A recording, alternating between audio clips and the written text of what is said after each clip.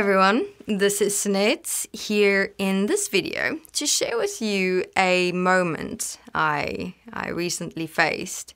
And this was in relation to the words comfort zones and dependency. And because the word comfort zones has played quite a major role in my personal process throughout the years, especially when I read a quote from Bruce Lee's son, Brandon Lee, on the internet. And he had a very, very interesting take on the words comfort zone. From where in that moment, the words comfort zone stuck with me, and I've been opening up those words within myself and my life in many ways, because the way that Brandon Lee speaks about it, it just really was a very good example of, how someone can speak about something if they've really walked a process with it for themselves in their lives in a way where it made an impact on them as a person in how they think or speak or behave. And so because of that, we also decided that Brandon Lee will be coming through the portal and sharing with you his experiences within the words comfort zone and dependency. So look out for that. But in the meantime, the main dimension that opened up in a discussion with an individual was how, I have a look at my relationship with my family and how, especially with my parents, a gift that I have received from them, I think mainly indirectly, was teaching us to be very independent within who we are as individuals, and also from a very young age reminded us and kept on reminding us, you've got to stand on your own 2 feet in this world. You've got to remember, we might not always be here with you and for you. Who are you going to be? What are you going to make of yourself in your life? And can you stand on your own 2 feet? So in a way, from when I was young, I was prepared in this way, not completely, almost militantly, but it was there. And oddly enough, after my whole family structure had changed and I did end up alone, did I do so well? No.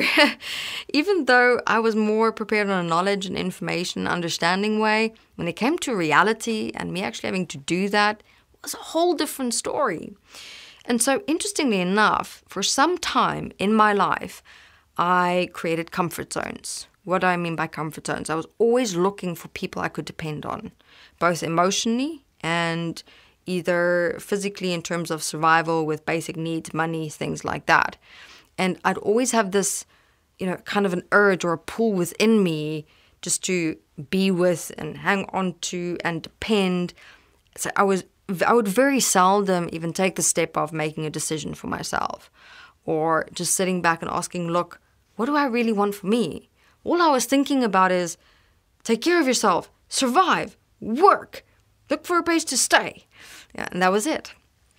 And, what opened up for me within this all, and obviously with maturing and growing up and getting older, I learned also the difference between, dependency and interdependency, equal support, things like that, which can also exist, where, you, for example, in community living, you are supporting each other equally, but you are individuals and independent at the same time. But throughout my whole personal life experience, and having a look at how so many of us tend to make that mistake of limiting ourselves within comfort zones, of always expecting everything in our lives to be the same, to be the way it is, for everyone in our lives as they are now to always be there. And if you are so dependent on purely only others, where you don't even think about, who am I? Or what am I going to make of me in my life? Where you don't even ask that question. You're just kind of living. You're not even making anything of yourself or having a future or a plan. That in that there's a comfort zone, because you won't push yourself, you won't expand, you won't deepen yourself, further yourself. You just kind of, in a way, sitting back and living the dream. And I did that myself as well in many different ways for a long time, until I really started waking up, because more and more unpredictable things in my life started happening, where it ended up being just me. And it is a scary thought, where, for example, let's take it as parents. You don't want to tell your teenage children, what are you going to do with yourself and your life when we suddenly die? When you have nowhere to go but just yourself. We sometimes, and people have said that to me in my life. And what happened? Not that exactly, but something similar happened, and I ended up by myself. But I was so afraid of losing them, and even looking at that point, that I refused to even acknowledge it exists. So I didn't work on it or work with it within myself at all. And the thing is,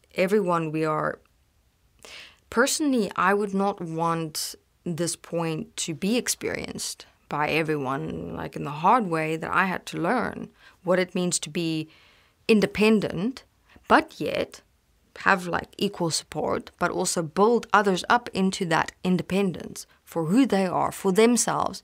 And I know at the moment we're living in a world system and an economic system where it is sometimes quite impossible for, let's say, a family of 5, for each one of those 5 to bring an income in. It's not always going to be tangible or practical, but that's fine. I'm not only talking about the monetary perspective.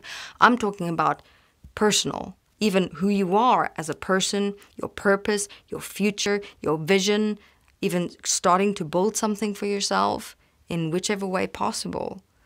But there are so many people out there in the world who are not making anything of themselves or their lives at all because they've just got money coming in. It creates a form of postponement, laziness. Things are just going to be the way they are forever. So just to start having a look at opening up those dimensions for yourself. I know it's hard questions. I know it's tough.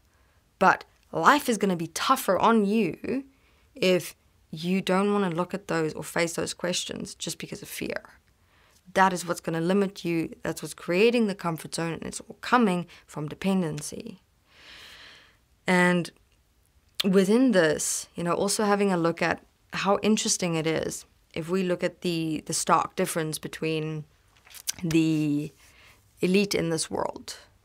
We have so often seen even series and things that's done about elite or very wealthy or rich youngsters, children, that are just been given money, not making anything of themselves, their future, their lives. They become children of the system, as they say.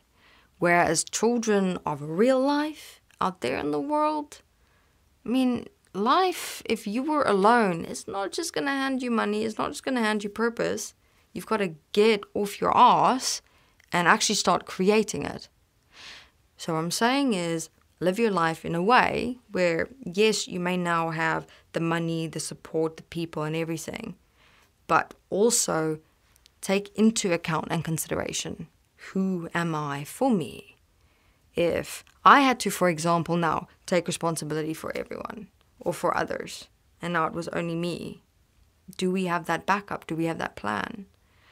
Because interestingly enough, when I started changing myself and looking at myself and my responsibility toward others in that way, I realized because I was in a comfort zone, I was keeping everyone else in a comfort zone as well, and in a dependency.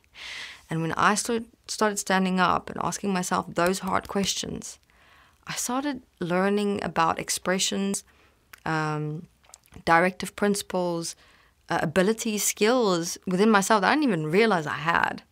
All right, everyone. So it's like you've got to shake it up, get some fire under your ass, and start looking at the reality of life itself. Because in that, interestingly enough, you'll find the most beautiful key about qualities within yourself that you've never realized was even there.